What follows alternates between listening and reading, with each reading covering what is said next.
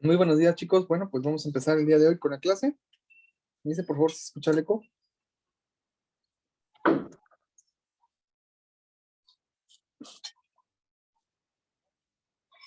Bueno, ¿sí me escuchan, chicos? Sí, doctor. Ok, perfecto. Bueno, pues vamos a dar inicio. Ahorita que empiecen a conectar sus compañeros, pues empezamos a platicar un poquito más. Cuéntenme, chicos, ¿qué han entendido hasta ahorita de la replicación genética? ¿Cómo es la expresión de los genes primarios y secundarios?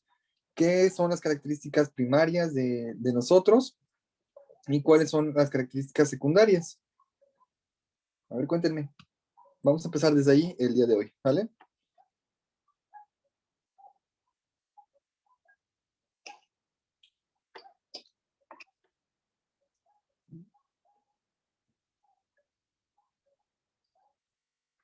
A ver, chicos, cuéntenme, ¿qué es un ciclo celular? ¿Cómo está compuesto? ¿Cómo está conformado? ¿Qué es lo que pasa dentro de la replicación? ¿Cómo es que nosotros somos una expresión diferente a nuestros familiares y aún así conservamos rasgos hereditarios? Cuéntenme, chicos.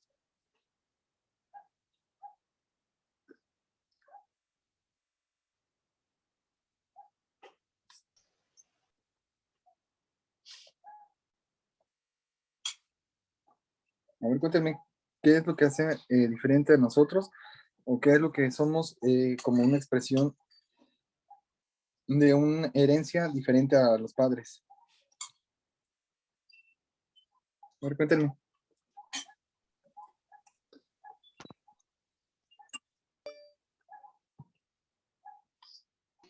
Cuéntenme qué entendieron de la clase pasada, chicos.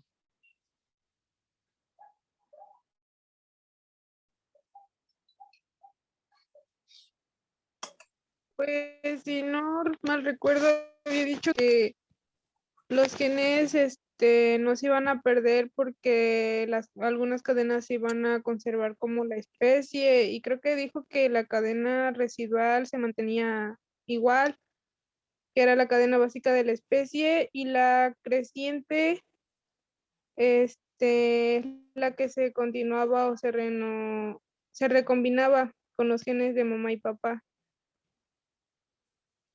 Ok, correcto. Bueno, eso es la parte de la cadena creciente y la cadena residual. ¿Qué más? Cuéntenme. ¿Qué es un nucleótido? ¿Cuántos nucleótidos existen? ¿Dónde se encuentran esos nucleótidos? ¿Cómo hacen la combinación? Cuéntenme. A ver, cuéntenme, chicos.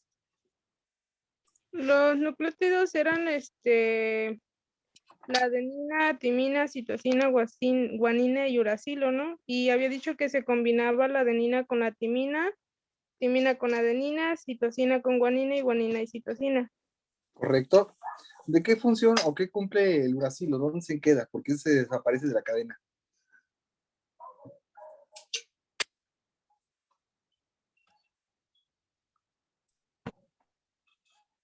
Era el eslabón primario que Ujú. mantenía la unión de ambas cadenas. Correcto, ese era el codificador, digamos que era el que fragmentaba y hacía que las nuevas combinaciones sean posibles. Bueno, pues vamos a preguntarles un poquito de esto. Ya vimos las leyes de Mendel, ya vimos cómo cada una de ellas cumple una función específica en lo que somos nosotros y también cómo es que esas leyes lograron atribuirse al desarrollo de la genética, a cómo la expresión genética logra combinarse. Permítame un segundito, ahorita les pongo un ejemplo. Bueno, pues ya dijimos que los genes hereditarios en la primera ley de Mendel dicen que las cadenas originales o de razas puras empiezan iguales y se transmiten de la misma manera a los hijos, ¿sale? Cuando estas dos razas puras generan o tienen un apareamiento, las cadenas se modifican y recombinan, generando que cada gameto tienen una característica diferente. Cada gameto va a seleccionar códigos diferentes de mamá y papá.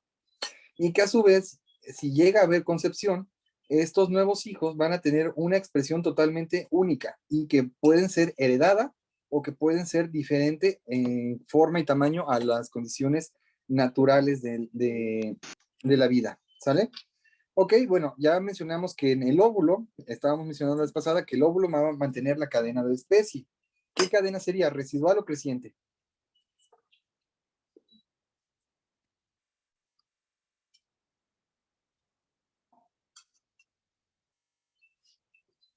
La residual, Ok, ¿por qué residual?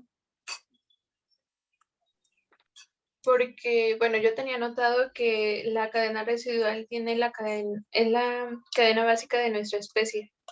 Correcto.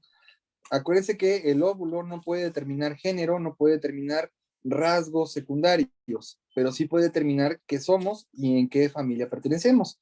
Es decir, que somos pertenecientes al reino animal, somos de la familia homínido y de la especie Homo sapiens. ¿Sale? Es lo que puede determinar el óvulo. Mientras que el espermatozoide sí determina género y características segundas o secundarias. ¿Sale? ¿Como cuál sería una característica secundaria?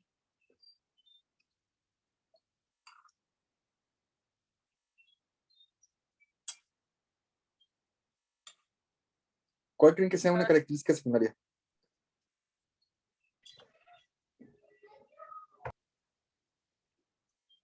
A ver, cuéntenme. Son ciclos hormonales, ¿no? Los ciclos hormonales, sí, podemos mencionar como una de las características sexuales secundarias. Si son hombres o mujeres, van a variar dependiendo si son andrógenos o son estrógenos. ¿Sale? ¿Qué más? No sé, pero también comentaba sobre el color de piel y eso serían como secundarias. ¿Correcto? Aquí vendría siendo lo que son el tipo de piel, el tipo de color de la piel, el tipo de pelo, la textura del pelo y el coloración, por ejemplo, de ojos, pelo, piel, dientes, encía. Son características secundarias, ¿sale?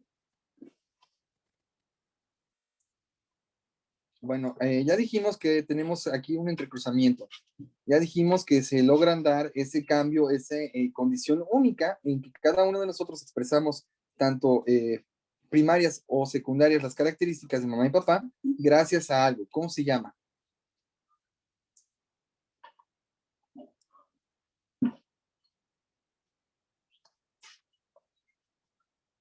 ¿Se acuerdan que habíamos visto algo que se llama crossing over? ¿Sale? ¿Qué es el crossing over?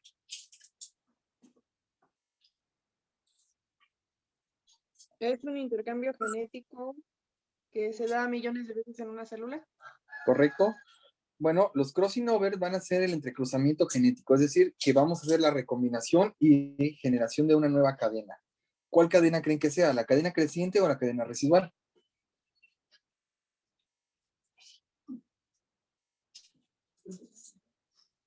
La creciente, ¿Correcto? ¿Por qué?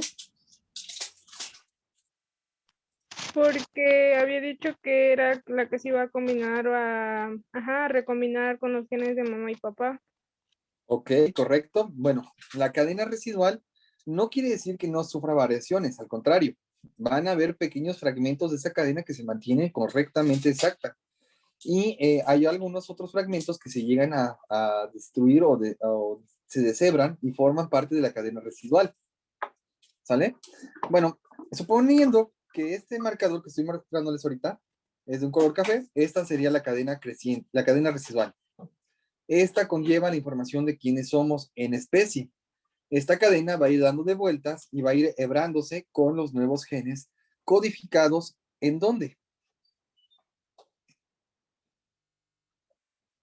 ¿En dónde se van a codificar esos genes? Ya lo vimos con el video.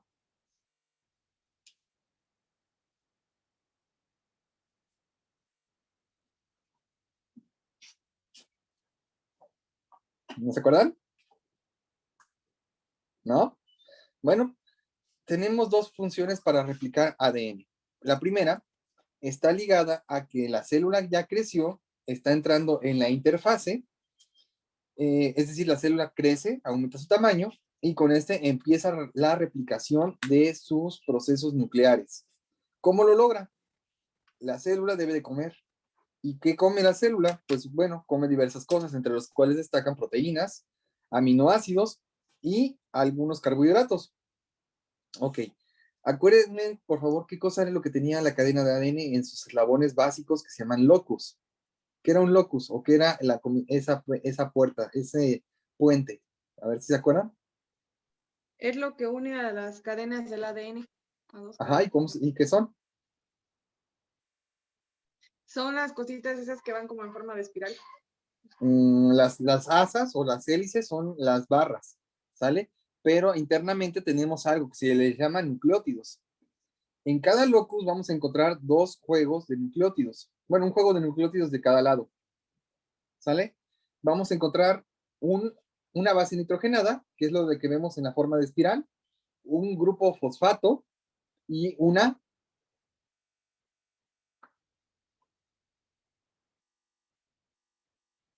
Cadena creciente. no, vemos una base nitrogenada. ¿Cuáles son estas bases nitrogenadas? Pues ya son la adenina, tiamina, citosina y guanina. El puente, ese pequeño unión entre ambas cadenas, creciente y residual, se llama locus. Es lo que se hace así. Estas dos partes que se unen, las dos puntas donde se están chocando, son las bases nitrogenadas. Una adenina con una tiamina con una adenina, una citosina con una guanina con una citosina. Y así se van millones de veces. ¿Sale? Para que esto funcione, el cuerpo humano, bueno, en este caso las células humanas, crecen, empiezan de una célula pequeña, empieza a crecer, empieza a crecer, empieza a crecer, y cuando crece, llega el momento que está consumiendo y está generándose cada vez más el contenido nuclear. ¿Cómo hace esto? Bueno, pues ya dijimos que consume proteínas, que consume vitaminas, que consume minerales, iones, entre ellos también glucosa. ¿Qué hace la célula? Obtiene toda la información de su medio exterior, lo concentra y empieza su metabolismo. ¿Se acuerdan cuando vimos lo de músculos? Que vimos cómo era la respiración celular y acelular. Bueno, acuérdenme que, por ahí si me acuerdo, les dije que lo que era la respiración anaeróbica ocurre dentro de la célula, en el citoplasma, donde no hay presencia de oxígeno, pero ahí están los ribosomas y empiezan a metabolizar químicamente los nutrientes y generan energía en respuesta al ATP. ¿Sale? Bueno, esa parte sale exactamente igual. Nuestra célula absorbe energía, procesa metabólicamente las sustancias químicas y genera una respuesta. En este caso, los ribosomas, aparte de generar la energía de ATP, empiezan a brindar una información, empiezan a codificar una pequeña parte de una cadena completamente creciente, de una cadena nueva. Empieza a metabolizar nucleótidos y estos nucleótidos empiezan a irse del ribosoma cercanas a lo que viene siendo el núcleo. El núcleo, por acción de unas enzimas, las hélices que están entrecruzadas, se giran y quedan lineales y empiezan a abrirse, como si fueran un cierre de una chamarra. ¿Sale? A ese momento es donde estas nuevas cadenas de bases nitrogenadas llegan y se posicionan dentro del núcleo, generando que cada una de esos pequeños eslabones se vuelva a unir. Ah, pero antes de que pase esto, tenemos algo más que llega a pasar. ¿Se acuerdan que en el video había otra sustancia que activaba este proceso? ¿Sale? Ya vimos que era el ribosoma que las produce y hay algo más que los empieza a llevar. El ribosoma, digamos que genera la cadena incompleta, una cadena fragmentada, ¿sale? Una cadena que no va a poder combinarse a sí misma. ¿Por qué? Porque no tiene la suficiente información, pero tiene la capacidad básica de hacer miles de copias de sí misma. ¿A qué se refiere esta parte de la información de los nucleótidos extraída de los ribosomas?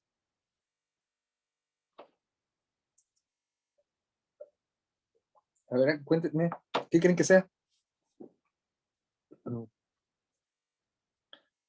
¿Han escuchado la palabra ARN? ¿Sí? ¿Qué es el ARN? Ácido ribonucleico. ¿Ok? Eso quiere decir que se encuentra en los ribosomas. Mientras que el ADN es la cadena completa, una cadena en el núcleo. ¿Sale? Teniendo estas dos ideas, en que una está completa y una está incompleta, ¿Dónde o qué es lo que ocurre en el ribosoma? A ver, cuéntenme, ¿qué creen que pase ahí?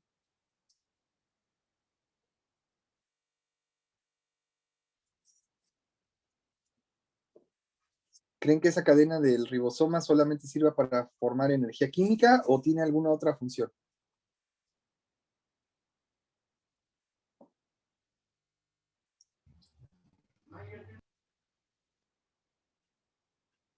¿No? ¿Nadie? Bueno, en el ribosoma ya dijimos que empieza a metabolizarse las proteínas o los nucleótidos, ¿sale? Y con esta metabolización hace posible la aparición de otra pequeña parte importante que se llama el ARN mensajero. ¿Por qué se llama mensajero?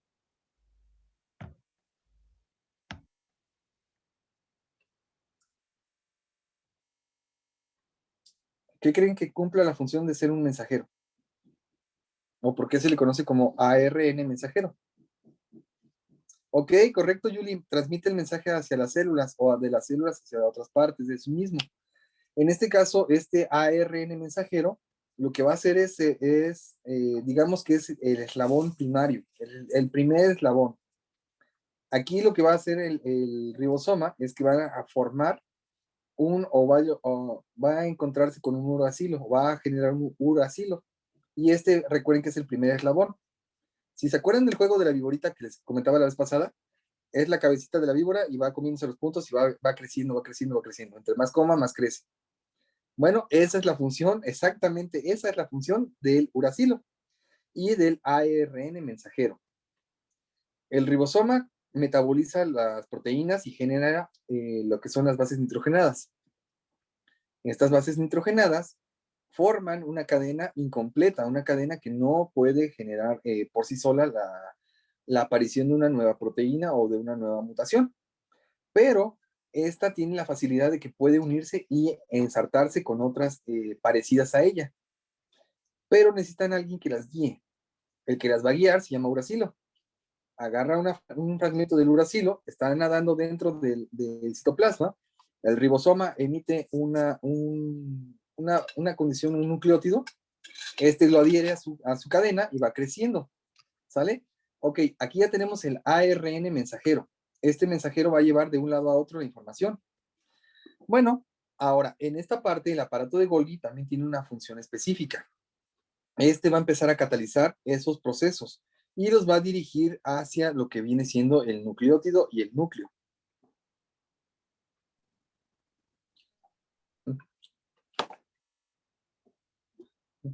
Ok, ¿hasta aquí alguna pregunta, chicos?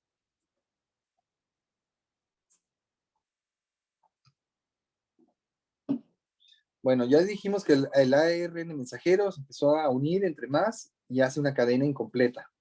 Bueno, ¿qué se necesita para que se forme una cadena de ADN? Se necesita fácil, 2 cadenas completas de ARN que se entrecrucen y apareen entre sí. Para eso necesitamos que el núcleo ya haya deshebrado la mitad de sus cromosomas. Dentro del núcleo, por acciones enzimáticas que se llama helicasa, las hélices de estos genes, las partes de lo que viene siendo la cadena de ADN, se está deshebrando, se está abriendo y generando cadenas largas. Bueno, aquí hay otra enzima que actúa y corta pequeños fragmentos, los va haciendo cachitos. Y esos tienen que buscar con quién unirse. No pueden unirse con las mismas cadenas que ya se generaron, pero en ese momento el mensajero, el ARN mensajero hace su aparición y se penetra a la membrana nuclear, lo que hace que estas nuevas cadenas puedan tener la información necesaria para volver a recombinarse. Y ahora sí, empiezan la sucesión genética. Adenina 1 con tiamina 1. Ah, pero como se rompió la cadena base, la adenina 1 se combina con una tiamina 153 o cualquier número, ¿sale? Y este pequeño cambio, esa pequeñísima variación, en posición, en lugar y en prolongación y replicación de la misma, hacen posible que los genes empiecen a expresar características diferentes. ¿Cómo cuáles? Bueno, empiezan a expresar que la persona que van a ser tiene unos ojos más rasgados a comparación de los papás. Tal vez sus antecesores, tal vez sus abuelos de línea materna eran de ojos más rasgados y el bebé era ese tipo de condición. Ah, pero otro gen que era adenina y citosina, no, perdón, guanina y citosina, hace posible que este nuevo ser tenga características de una piel un poquito más oscura y es por la línea paterna. Bueno, ya esa coloración de la piel está marcada por ese gen, porque fue la combinación de de guanina 4 con citosina 28, ¿sale? Este nuevo lugar, esta nueva posición que tiene en la cadena, le da origen a las características primarias y secundarias, ¿sale? No sé si hasta aquí van entendiendo bien. ¿Algo que quieran comentar hasta aquí, chicos? ¿No? Bueno, esto recuerden que está ocurriendo dentro de la fase del ciclo celular que se llama interfase. Es dividido en dos etapas. La primera se llama etapa o fase de síntesis, que es donde la célula empieza a replicar constantemente sus materiales genéticos y a aumentar su tamaño. Mientras que la fase G2 o intervalo G2 es la fase donde este proceso empieza a atender o a formarse cada vez más la cantidad necesaria de información y que empieza la imaginación, empieza también la migración polar hacia ambos lados de la célula y con ella empieza la segmentación.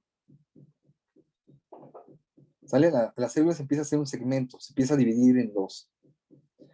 ¿Qué condiciones tiene que tener las células hijas a una célula madre? ¿Qué condiciones dan a esa célula?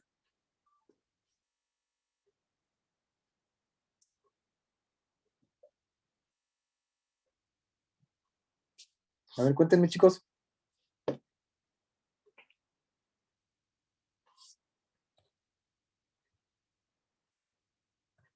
¿Qué condiciones tiene que tener una célula hija o una célula madre?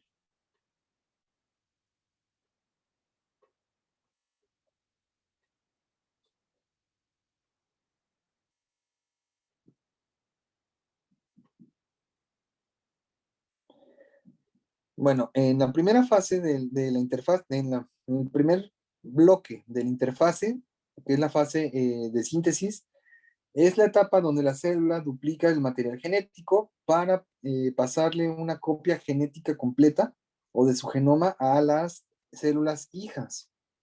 ¿Sale?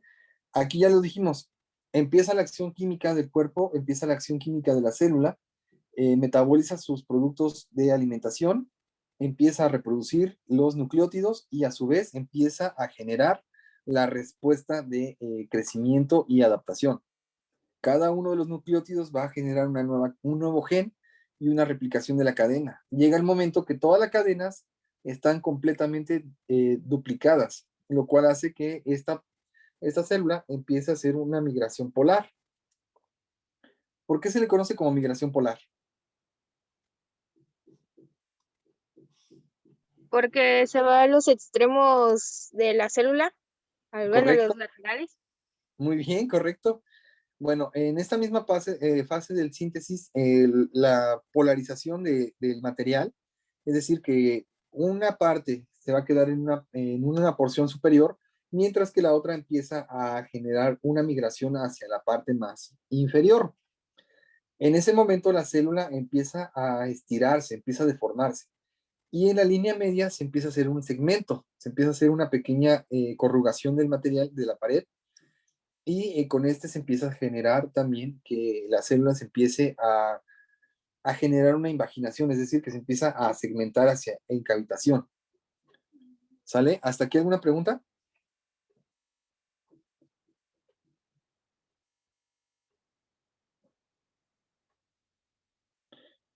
En el intervalo de la interfase o de la primera fase, tenemos la fase G1 y la fase G2. La G1 y la G2 vienen siendo ligadas primero que nada a la aparición de los cuerpos polares y también a la aparición de una nueva membrana nuclear. ¿Sale? La membrana nuclear, como ya dijimos, empieza a generar dos polos. Y en esto empieza a generar también que la membrana cada vez se haga más delgada y va a llegar el momento que estén a puras penas unidas por un pequeño bloque en esa parte de la membrana. En ese punto, la célula ya llegó a su máximo desarrollo, ya está madura completamente. ¿Qué tiempo tarda? Las células humanas pueden replicarse en 24 horas, ¿sale? Entonces, cuando llega al máximo, la interfaz es el periodo más largo del ciclo celular. En esta parte, el ciclo llega al máximo, casi llegando a las 19 o 20 horas. ¿Sale? En este punto, las células ya están a punto de dividirse, están a punto de formar nuevas hijas. Y repito, ¿qué condiciones heredan las células hijas?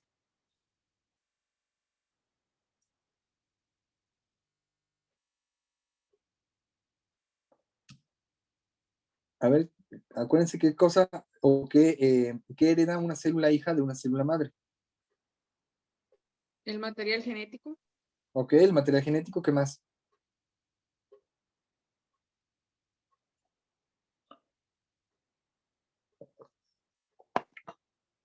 ¿No tiene que ver por ahí el tiempo de vida de una célula? Me acuerdo que el lunes les platiqué que el cuerpo humano es capaz de incluso frenar por sí solo el cáncer. Porque ¿qué es el cáncer? Que acuérdense qué cosa era el cáncer que les había comentado. Es bueno, son muchas células, empiezan a multiplicar con muchas células. Uh-huh. Son células que ocasionan una mutación. Ya también habíamos mencionado qué cosa era una mutación. A ver, cuéntenme, ¿qué cosa es una mutación?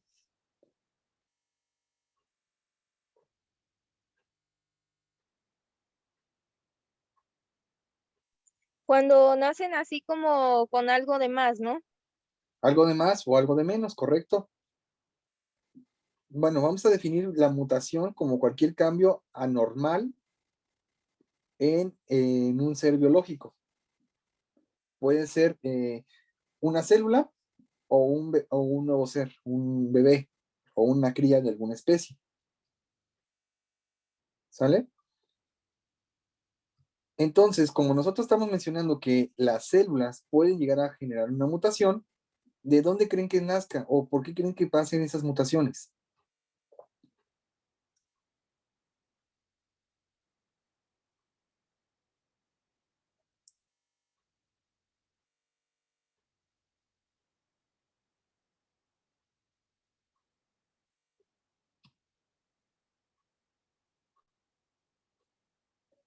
Bueno, la respuesta que te estoy preguntando es que las células hijas heredan tanto el comportamiento y la estructura junto con la forma de las células madre. Si una célula madre está enferma, no vivió o no duró lo suficiente para poder reproducirse de manera selectiva y que esa célula madre no tuvo la característica de mantenerse en un tiempo biológico activa, va a generar un cambio, una mutación. Las células, a partir de esa célula dañada, son células mutantes, son células hijas con códigos en error. Son células mutantes, lo cual se traduce como un cáncer, una neoplasia. ¿Sale? La palabra neoplasia deriva del vocablo neus o neu, que significa nuevo, y plasia es tejido.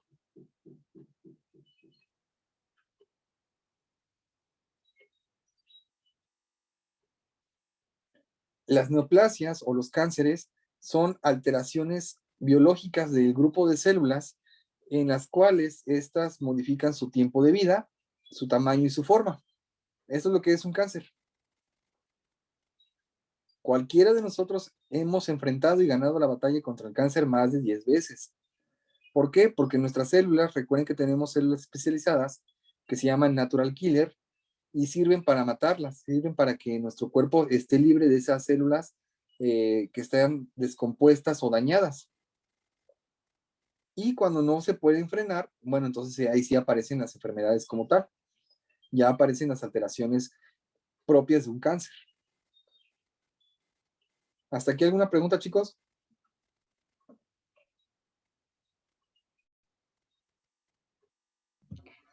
Doctor, bueno, yo tengo una pregunta. No es referente, bueno, sí, podría decirse que sí. Por ejemplo, ahorita con lo del COVID, que se ha comentado de que, bueno, ahí tengo un familiar que tiene el CA, en pulmón. Se estuvo tratando, perdió un pulmón y le dijeron que tenía la mancha ahí, ¿no? Le da COVID y ahorita le hacen los estudios y que desapareció el COVID. Ahí es igual, o sea, fue la célula que se regeneró o qué fue. No, directamente no. Lo que pasa es que el virus ataca de manera diferente. El virus no es un agente vivo. Se considera un agente biológico porque ataca o se reproduce en ambientes de vida, pero no está vivo. El virus como tal es un grupo proteico muy pequeño, es una aglomeración entre proteínas y glucosas y algunos químicos, pero no son agentes vivos. Como tal, llegan, invaden, penetran a una célula o a una célula receptora y esta les proporciona el material o la ventana para poder reproducirse. Pero un virus no es un agente biológico, no se va a regenerar como tal. Lo que pasa es que muchas veces las personas son aptas, genéticamente hablando, que combinan con el virus su material genético o les pueden dar material genético a los virus para que puedan reproducirlos. Hay personas que jamás van a ser contaminadas por un virus porque no son susceptibles, no son genéticamente compatibles. Por ejemplo, el caso del VIH. Hay personas que aunque hayan tenido relaciones, hayan tenido transfusiones, hayan tenido directamente contacto con mucosa o con sangre o con tejidos expuestos a sangre o mucosa o líquidos corporales, no van a presentar la enfermedad ni tampoco van a ser portadores. ¿Por qué? Porque su cuerpo es inmunológicamente y genéticamente hablando indiferente a ese virus, no les hace nada. De hecho, llega al cuerpo, como las células no son combinables con ese virus, el virus muere en poco tiempo. Y en algunas otras ocasiones, si el virus es combinable con nuestro ADN, entonces es donde se desarrolla una enfermedad. ¿Sale? Doctor, El cáncer, sí, adelante. yo había visto, bueno, medio que leí de un caso de una persona que le dio COVID, pero esa misma persona tenía leucemia. Entonces se curó de COVID y al mismo tiempo también se curó de leucemia. Bueno, muchas veces el proceso de formación de algunos medicamentos o la ayuda que tenemos por parte de atención de salud en algunos fármacos o en algunas terapias ayudan a que nuestra célula prolifere. En este caso, la leucemia es un cáncer de la sangre, no tiene células blancas. Pero como le estuvieron dando antivirales, estuvieron dando algo que reforzar el sistema inmunológico, la leucemia puede ser que haya mejorado por la generación de estas nuevas células. Se forzó al cuerpo a formarlas. Esa podría ser una explicación. ¿Sale? ¿Alguien más, chicos? Ya se nos va a acabar la primera parte del... Doctor, y por ejemplo, los que nacen siendo portadores de VIH, es porque tuvieron una mutación de células o por sus papás o algo así.